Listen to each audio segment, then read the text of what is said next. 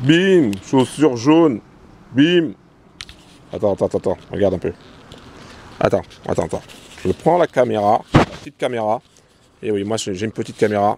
Et là, boum, boum, boum, boum, boum, boum. Trading Family. Bim. Ok, j'ai mis Paris, mais bon, même si tu viens de Marseille, t'inquiète, c'est la même. Famille. Ici Laurent, le créateur de la Trading Family, j'espère que tu vas bien, j'espère que tu es en forme et j'espère surtout que tu vas atteindre tes objectifs financiers et réaliser tes rêves. Parce que bro, c'est le plus important. Dans cette vidéo, je vais te montrer, mon écran.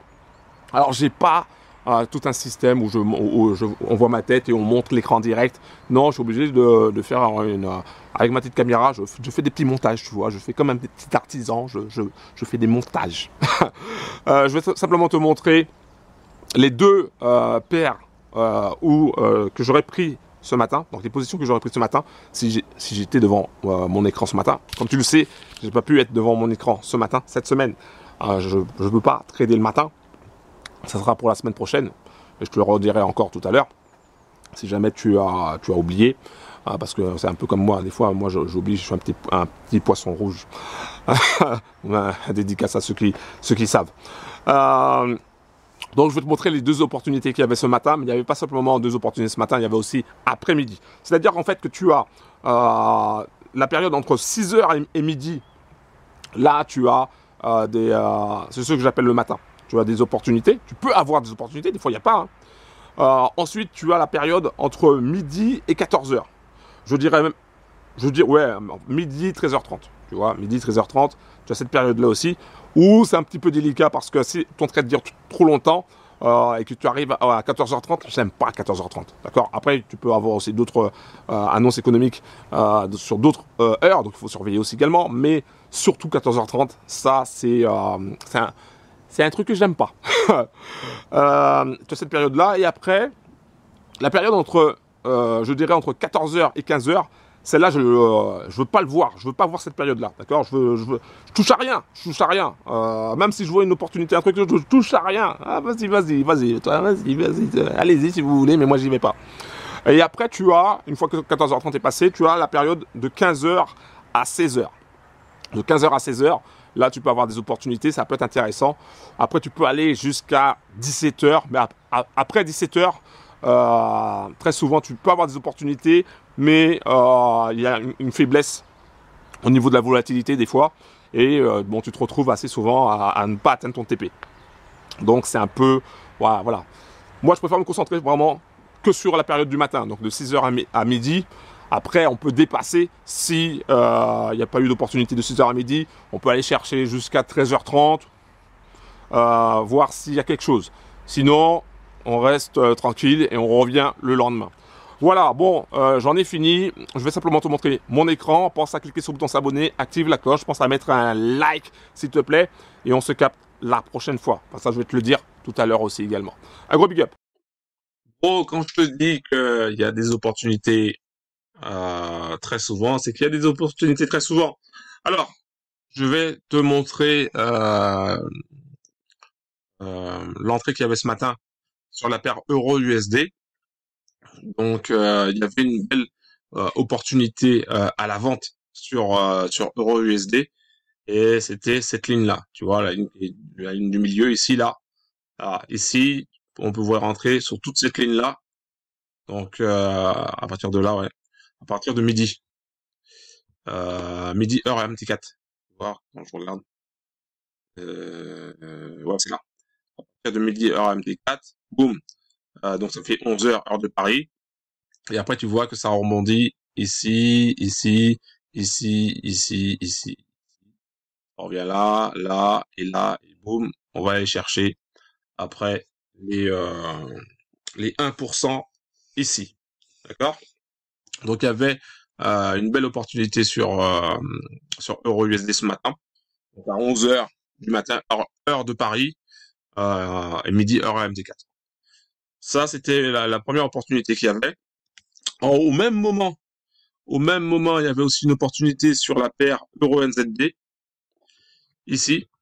Donc, Euro-NZD, on avait, donc quand je dis au même moment, c'est exactement à la même à la même heure, donc midi heure MT4, donc 11h heure de Paris, et là cette ligne-là, tu vois, ici, ici, ici, et après on va aller chercher plus franchement les 1% ici, et on descend très très vite pour 2%.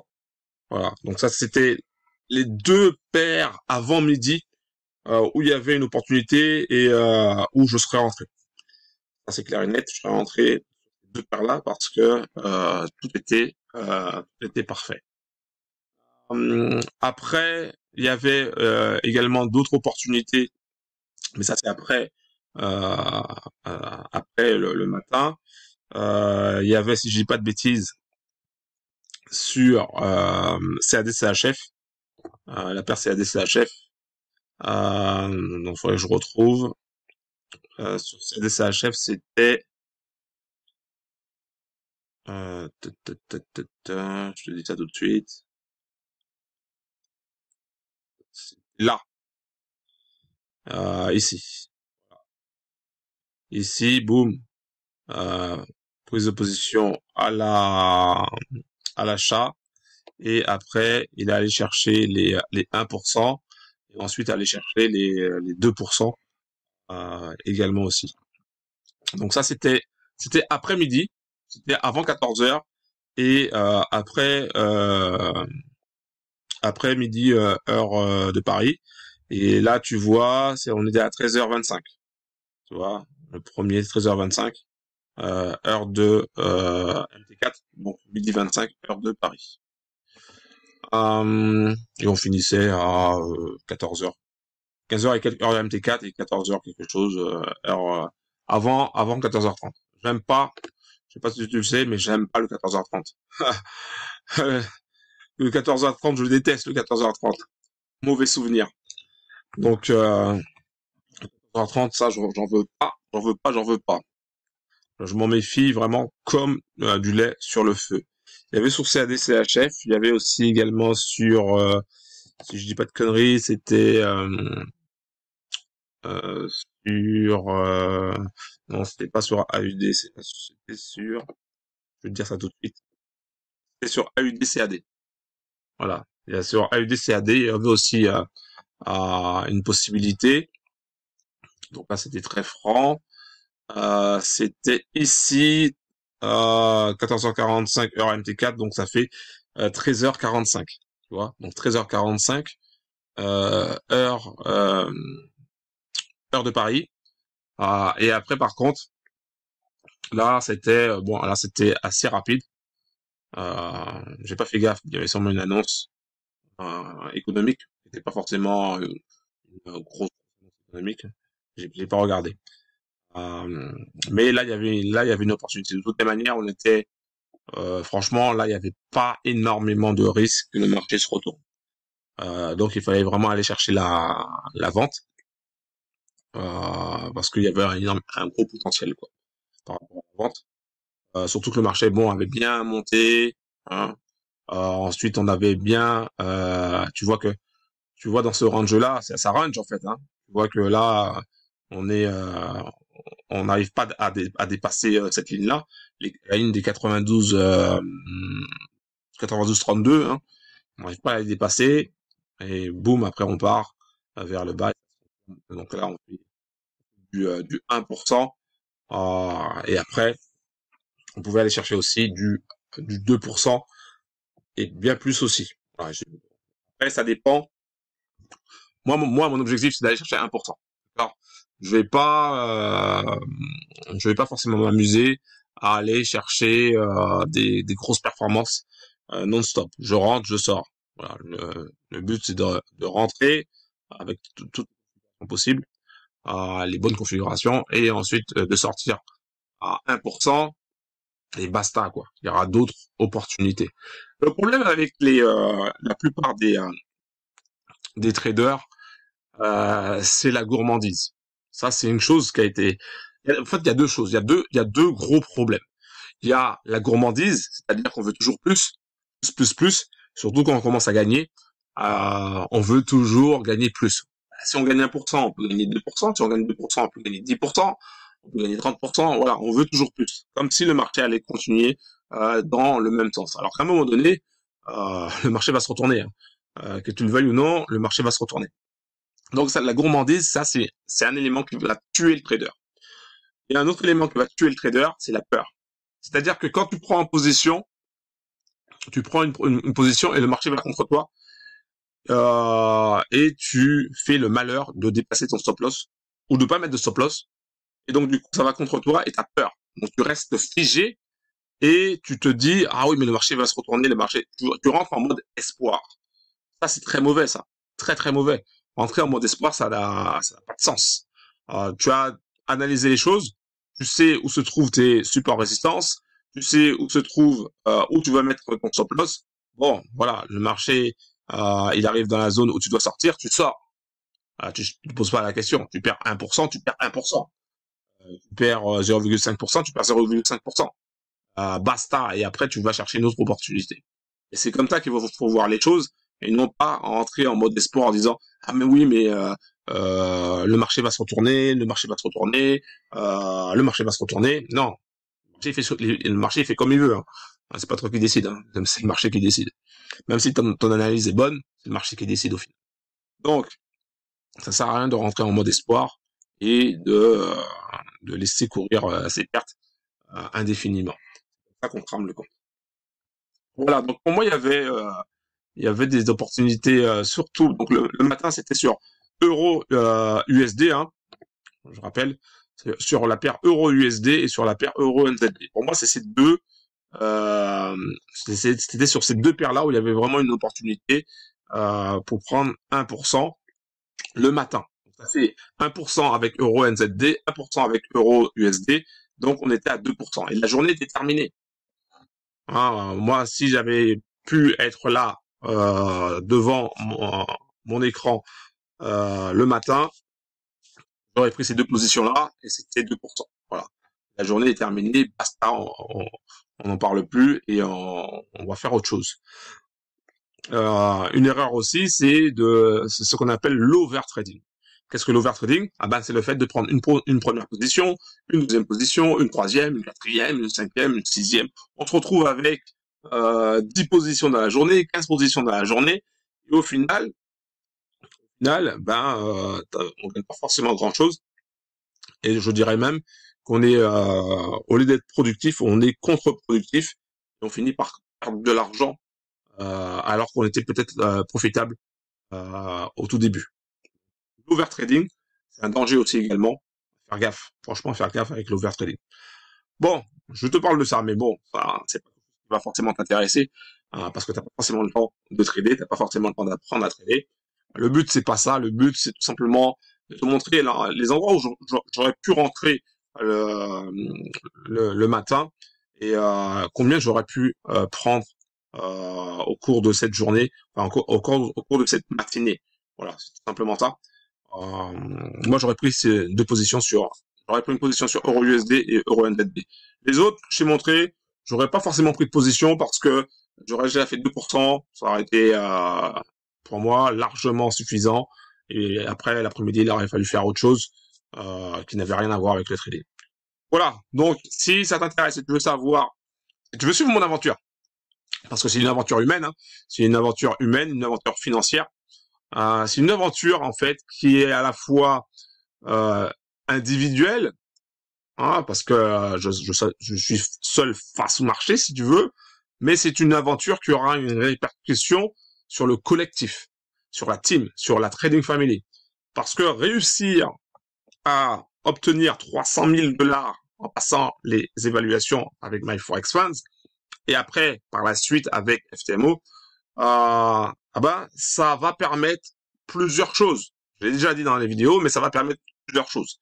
La première chose que ça va va en tout cas nous permettre de valider un processus, un process. Parce que je considère le trading non pas comme du trading en fait, je considère le trading comme un business.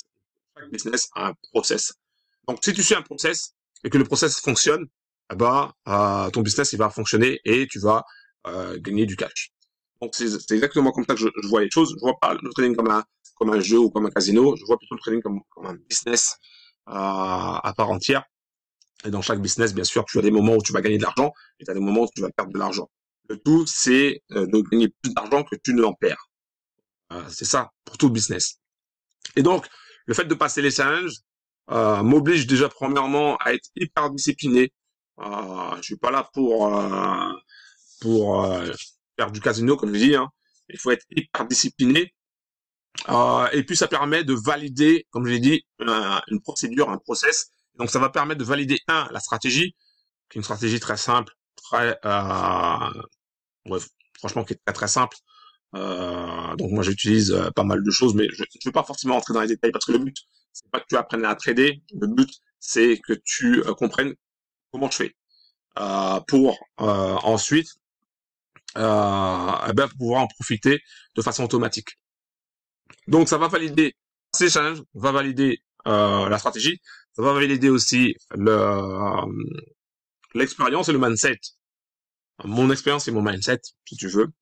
Ça va aussi valider ma gestion du risque. Parce qu'en fait, quand tu passes les challenges, ah ben, tu es obligé de faire gaffe à ton DD.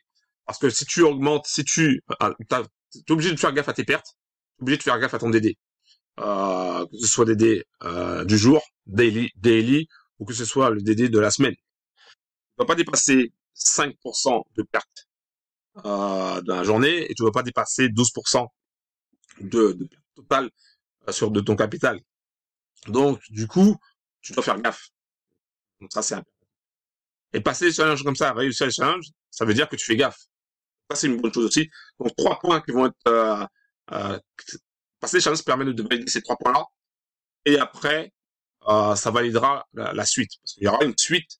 Hein, je passe pas les challenges juste pour passer les challenges. Je passe les challenges évidemment pour moi parce que ça me permet d'avoir un levier énorme. Ça me permettra en tout cas d'avoir un levier énorme parce que quand tu as 300 000, 600 000, 1 million en gestion et que tu fais simplement 10% de 1 million, tu sais bien que ça fait 100 000. Donc ça fait un levier énorme parce que pour obtenir 100 000 avec un capital par exemple de 10 000, c'est très compliqué. Hein, c'est très très compliqué. Même avec un capital de 50 000, même avec un capital de 100 000, c'est très compliqué d'obtenir 100 000 comme ça. Alors que avec les propres firmes comme FTMO, My4Expense et bien d'autres, ben, tu as la possibilité d'obtenir un capital en gestion plus rapidement que si tu devais trader semaine après semaine, mois après mois, année après année. Ça permet d'aller plus vite. Mais en contrepartie, ça demande de la discipline, beaucoup d'efforts, beaucoup de concentration. C'est pour ça que très peu de particuliers réussissent les challenges parce que ça demande énormément de choses. D'accord, ça demande énormément de choses pour pouvoir les réussir. Même quand tu as de l'expérience, même quand tu as une stratégie, il y a pas mal de paramètres à avoir, à tenir compte. J'y reviendrai. Hein, je ne vais pas forcément te donner tous les paramètres là dans cette vidéo. Mais tu as énormément de choses à prendre en compte pour pouvoir réussir, non seulement pour pouvoir réussir la phase 1, la phase 2, mais aussi pour pouvoir obtenir un paiement. Donc voilà, pour moi, ce matin, il y avait vraiment deux belles opportunités, EURNZD, EURUSD. On pouvait choper facilement les 2%. C'était largement prenable. Et c'est ce genre de trade-là que je vais aller chercher quand je serai dispo le matin. Donc la semaine prochaine. Je serai dispo le matin. Et quand il y aura des opportunités du même genre, je vais les prendre et je partagerai avec toi les trades que j'aurai pris en toute transparence.